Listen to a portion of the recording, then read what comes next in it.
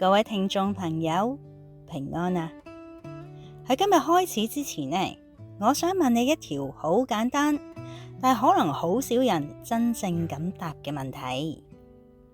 請問你鍾唔鍾意自己啊？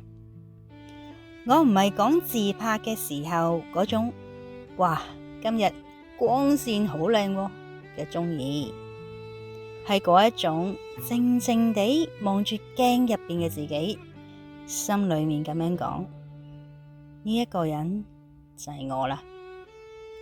你對住鏡裏面嗰個人，究竟你有幾多接納，幾多不滿，有幾多唔敢承認嘅感覺呢？我有一個好朋友，佢叫做嘉欣，佢嘅年紀同我哋差唔多，佢工作好落力，對人好好，但係呢，佢對自己永遠都唔滿意，成日覺得自己個樣好普通啦，能力唔算突出，全世界都好似比佢叻咁樣。佢同我講過一句說話，令我聽到都覺得好心酸。我覺得神應該唔會用到我㗎喇，用我都好似冇乜意思咁。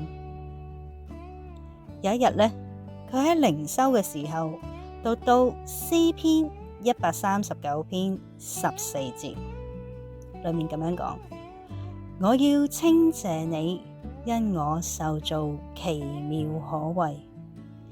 就係呢一節金句，令佢嗰日喊到收唔到聲。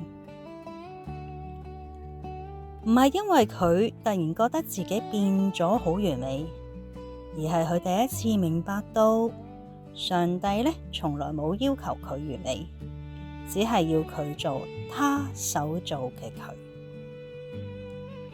聽眾朋友，可能你都好似佢咁樣樣嘅，亦都或者好似我某啲時候講到欣賞自己就會覺得尷尬，講到缺點呢就好似數到停唔到咁樣樣。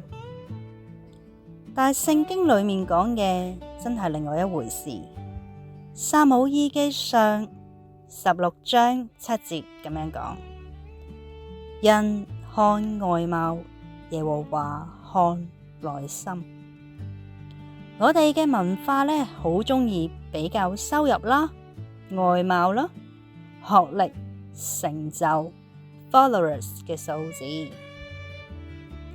但係神睇我哋呢，就唔係用呢一把尺㗎噃。以弗所書2章10節咁樣講：我們原是他的工作。原文工作呢個字呢，有藝術品啦，有 masterpiece 嘅意思。換句說話嚟講，你唔係半成品，你唔係次貨，你係神有心思、有情感、有目的咁打造嘅作品。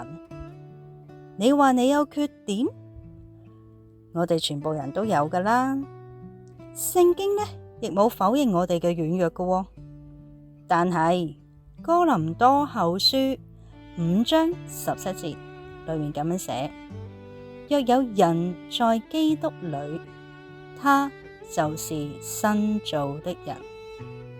意思係神睇我哋唔再係嗰個滿身失敗嘅版本，而係耶穌已經救贖啦、更新嘅我哋。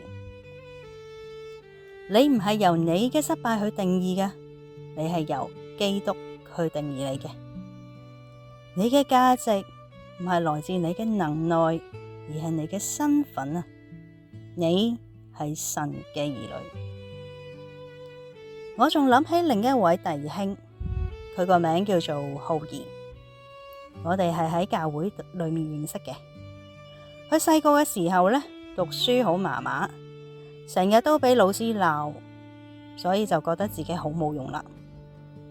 信咗耶穌之後呢，佢慢慢發現神俾咗佢一種好特別嘅敏銳，佢對人嘅情緒好有感覺，邊一個愁眉苦臉啦，邊一個精神差，邊一個行入教會有啲緊張，佢都第一時間感受得到。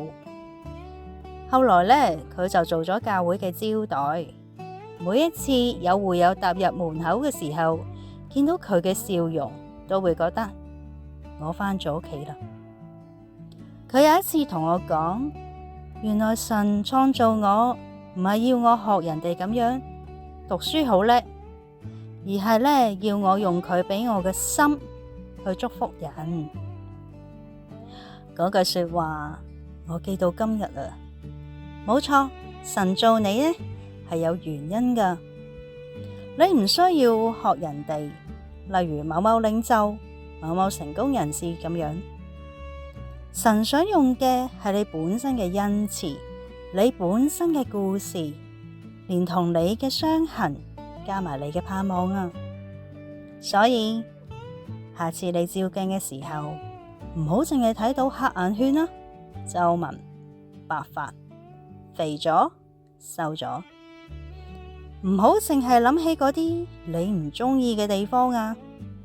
試一試溫柔咁講一句：主啊，多謝你做我，多謝你愛我。你係佢眼中嘅寶貝，你嘅生命呢，有佢預備嘅路要行。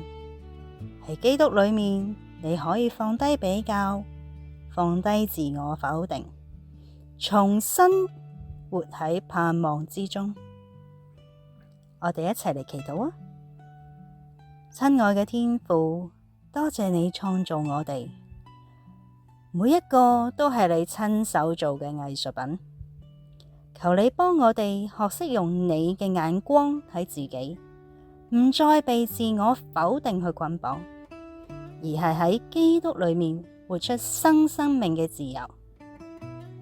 亦都求你幫助我哋欣賞自己嘅恩賜，欣賞別人嘅不同，讓我哋彼此建立同行信仰嘅路。